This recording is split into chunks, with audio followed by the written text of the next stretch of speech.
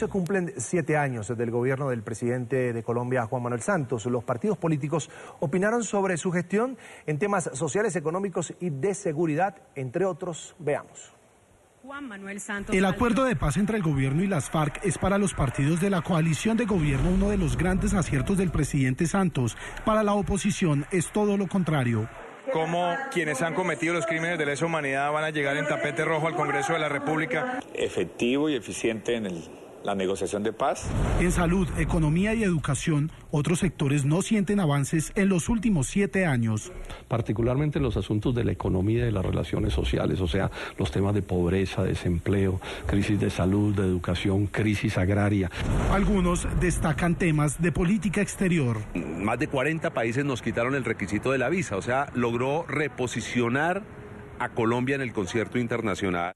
Rajan al presidente en aspectos como la corrupción. Y nos subió el IVA al 19% a punta de mermelada.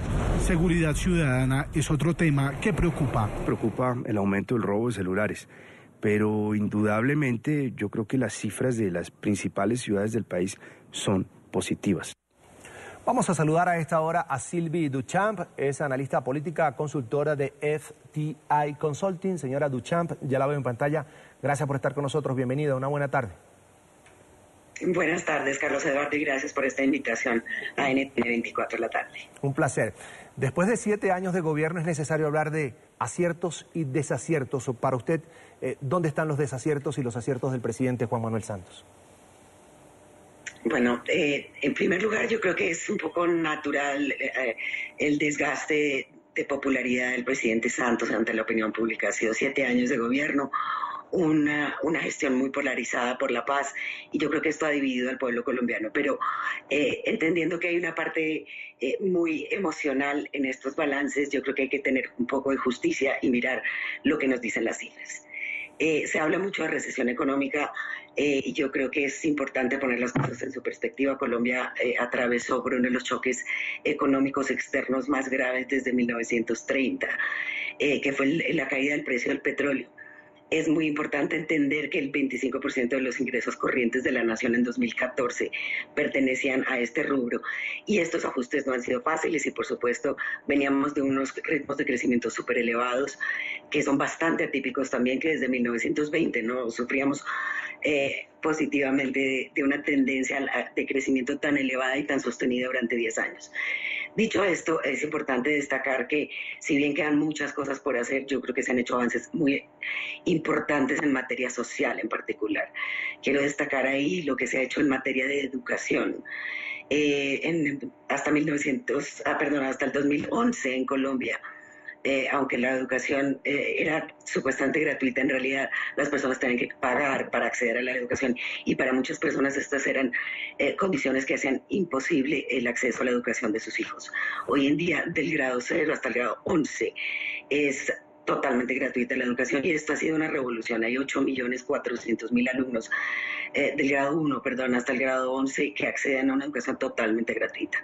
Tenemos una atención que no existía tampoco antes de la primera infancia, en la cual se atienden 1.400.000 niños de 1 a 5 años. Esto es fundamental.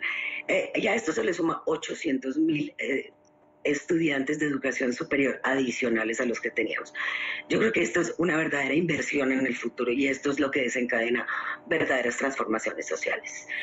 En materia económica, a pesar de este ajuste del que hablábamos hace un momento, yo creo que es importante destacar que hemos duplicado la inversión extranjera. Tenemos el índice de inversión más importante de toda la región. Y hemos pasado, digamos, de ser como un país paria, como usted lo decía y como algunos de sus comentaristas anteriores lo mencionaban, de ser un país paria en la comunidad internacional a ser un destino interesante, no solamente para el turismo, que ha duplicado su número de visitantes en estos años, sino también para la inversión extranjera. En fin, estos son solamente unos de los aspectos que quisiera resaltar. Indudable, la cobertura de educación, la cobertura de servicios públicos. Hay 6 millones de personas adicionales que tienen servicio de alcantarillado, de acueductos. No son cosas menores, son 7 años de logros, sin duda de dificultades, sin duda de tareas que quedan por acabar, que quedan por perfeccionar. Hay temas de calidad en la salud, hay temas de calidad en la educación, pero yo creo que este camino que ha comenzado a andar este este gobierno es un camino positivo, porque yo creo que uno puede hacer balances de los gobiernos cuando generan bienestar para sus pueblos, bienestar para los ciudadanos, y el bienestar se refleja en eso. Otro capítulo es el capítulo de la paz. Hay quienes no han estado de acuerdo Señora con los Duchamp, acuerdos de la aduana. Perdóneme que la interrumpa para dejar el tema de la paz dentro de unos segundos, pero quiero quedarme en dos temas sensibles para los colombianos, la economía y la salud. Hay quienes todavía no entienden en Colombia cómo tienen un 19% de IVA, uno de los más altos del continente. Es cierto que la reforma tributaria de este año, que elevó el IVA del 16 al 19%, ha sido una carga importante para el consumo. Los consumidores se han visto afectados por esto. Sin embargo, no es propiamente uno de los más altos del continente. Yo creo que está en el rango medio. Y es un poco el fenómeno de ajuste de los ingresos petroleros el que llamó a hacer este apretón y este necesidad de encontrar otras fuentes de ingreso. Sin duda, estas son como las medidas que tienen que tomar los gobiernos cuando cesan estos flujos de capital importantes que venían del sector petrolero y de gas, y que han cesado de venir de ese lugar. Pues hemos tenido una caída de más del 50% de los precios, y una caída importante de la inversión en estos aspectos, y una caída importante de la exploración. Entonces, pues sin duda la reforma tributaria no trajo buenas noticias para el consumidor. Sin embargo, otro de los sectores que se había visto altamente perjudicado, digamos, por estos niveles altos de tributación es el sector empresarial, al cual se le redujeron de manera importante los tributos. Entonces hay un equilibrio entre más impuestos para el consumo, pero menos impuestos para las empresas. Durante la gestión del presidente Juan Manuel Santos, mucho se ha criticado la gestión de su antecesor, que fue el presidente Álvaro Uribe Vélez, que también el presidente Santos formó parte de ese gobierno. Y hay una queja frecuente del colombiano, y es el tema de la salud. Por más que el sistema sea fallido, como dicen algunos ciudadanos, y como lo critica incluso algunos miembros del gobierno y de los partidos que lo apoyan, pues no se ha hecho nada, incluso teniendo una mayoría en el Congreso. Es parcialmente cierto. Yo creo que hay que poner las cosas en perspectiva. Hace solo 20 años Colombia tenía un cubrimiento de salud de tan solo el 24% de la población. Hoy en día este cubrimiento es del 96% de la población. Esto es muy importante porque quiere decir que la mayoría de los colombianos tienen acceso a los servicios de salud. Eso no quiere decir que no haya problemas. Yo creo que hay unos avances muy importantes. Este gobierno convirtió la salud en un derecho fundamental, y como derecho fundamental cualquier colombiano, cualquier ciudadano puede acceder a los servicios de salud. Ha quitado una cantidad de trabas y de talanqueras, pero al mismo tiempo hay que entender que el tema de la salud pública y de las finanzas de la salud pública es una ecuación que nadie ha logrado resolver. Sin duda hay un problema de financiación, hay un problema estructural de financiación del sistema de salud, hay problemas de corrupción, hay problemas de la cadena de distribución, en donde se han encontrado, digamos, cuellos de botella, ineficiencias que vamos a tener que seguir arreglando, y sin duda es una tarea pendiente.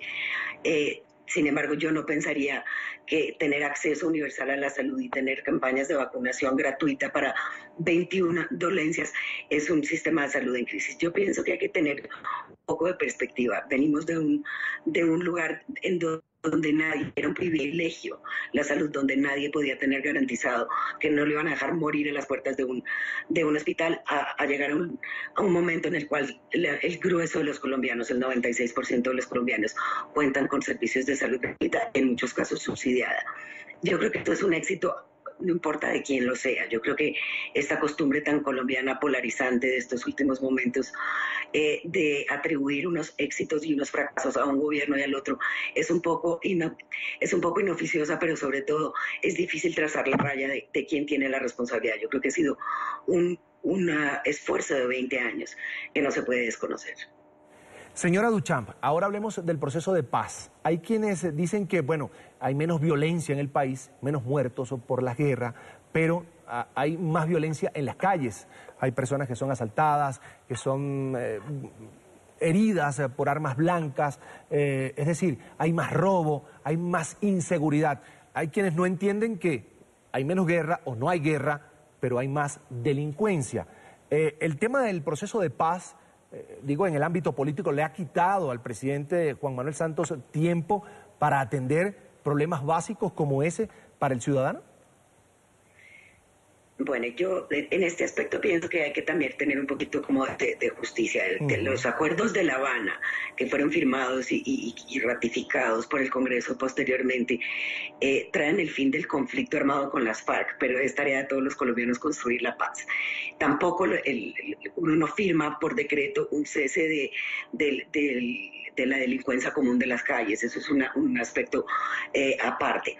Sin embargo, ahí de todas maneras yo sí quisiera destacar que hay muchas imprecisiones y los índices de criminalidad también han sufrido unos descensos importantes. Le voy a citar un solo ejemplo, que es la tasa de homicidios por cada 100.000 habitantes, que en los 7 años de gobierno se ha reducido un 25%, pero por supuesto, un homicidio es enorme, un robo callejero es enorme, y esa es una tarea pendiente de la policía, de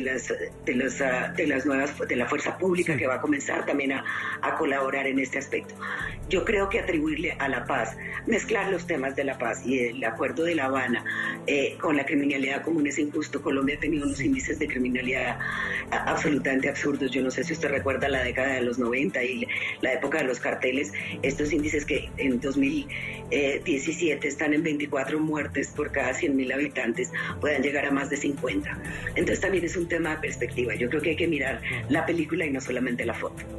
Bien, voy a agradecer a Sylvie Duchamp, analista política, consultora de FTI Consulting. Señora Duchamp, un placer, una buena tarde. Hasta la próxima. Carlos Eduardo, a usted muchísimas gracias.